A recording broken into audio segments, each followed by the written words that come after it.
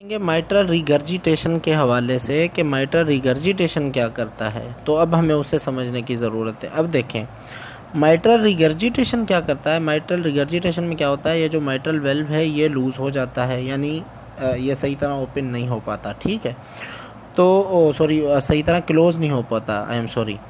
तो जब ये सही तरह क्लोज़ नहीं हो पाता तो क्या होता है कि जब लेफ़्ट वेंट्रिकल कॉन्ट्रैक्ट करता है तो ये कॉन्ट्रैक्ट करके लेफ़्ट वेंट्रिकल जब कॉन्ट्रैक्ट करता है तो इसका प्रेशर लेफ़्ट वेंट्रिकल का बढ़ जाता है। जब इसका प्रेशर बढ़ जाता है तो नॉर्मली क्या होता है, माइट्रल वेल्व कभी भी जो है वो ओपन नहीं होता ड्यूरिंग वेंट्रिकुलर सिस्टोल और बैक फ्लो ब्लड का नहीं होने देता। लेकिन चूँकि माइट्रल रिगर्जिटेशन के अंदर जो माइट्रल वेल्व है वो क्या होता है, लूज़ होता है।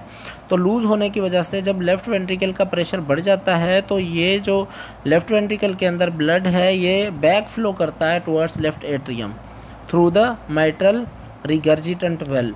अब जब वो बैक फ्लो होता है उसका तो ब्लड टकराता है जब माइट्रल वेल्व के साथ, तो साउंड प्रोड्यूस होता है जिसे हम मरमर कहते हैं। चूँकि वो साउंड डायस्टोल के दौरान प्रोड्यूस होता है तो इसलिए हम उसे कहते हैं क्या, डायस्टोलिक सिस्टोल के दौरान प्रोड्यूस होता है इसलिए हम उसे कहते हैं सिस्टोलिक मरमर। यानी माइट्रल रिगर्जिटेशन के अंदर जो ये साउंड प्रोड्यूस हुआ वो किसके दौरान होता है, सिस्टोल के दौरान, यानी लेफ़्ट वेंट्रिकल या वेंट्रिकुलर कॉन्ट्रैक्शन के दौरान प्रोड्यूस होता है, इसलिए हम उसे कहते हैं क्या, आप समझ गए, वेरी गुड, उसे क्या कहते हैं, सिस्टोलिक मरमर। ठीक है, तो ये बात हमें समझ में आ गई माइट्रल रिगर्जिटेशन के हवाले से।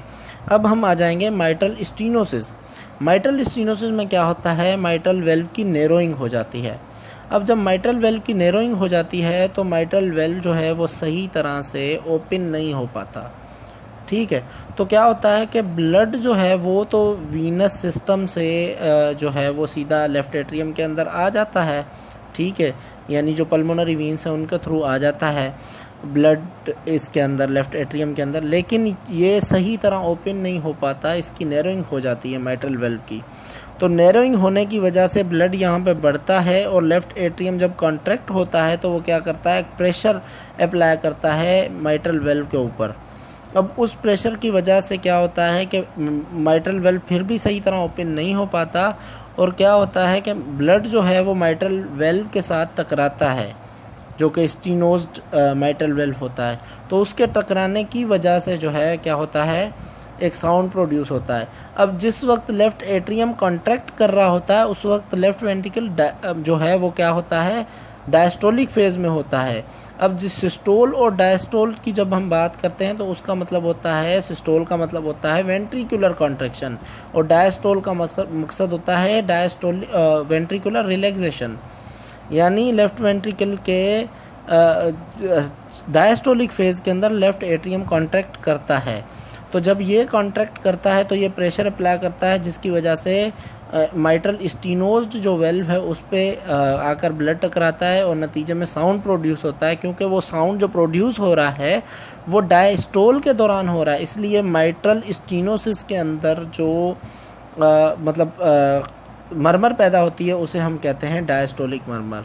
तो हमें समझ आ गया कि जी माइट्रल स्टीनोसिस का मैकेनिज़्म क्या है, माइट्रल रिगर्जिटेशन का मैकेनिज़्म क्या है, एओर्टिक स्टीनोसिस एओर्टिक रिगर्जिटेशन का मकसद क्या है। तो ये माइट्रल वेल्व की जो हमने मैकेनिज़्म पढ़ा यही हमने ट्राइकुस्पिड वेल्व पे भी अप्लाई कर देना है। ठीक है, और जिस तरह हमने बिल्कुल एओर्टिक वेल्व का मैकेनिज़्म पल्मोनरी वेल्व पे भी अप्लाई करना था। तो यहाँ पे हमें समझ आ गया कि किस में कौन सी मरमर प्रोड्यूस होगी। ठीक है, अब हमें पढ़ना है स्पेसिफिकली कि मरमर किस हिसाब से होती है। ठीक है।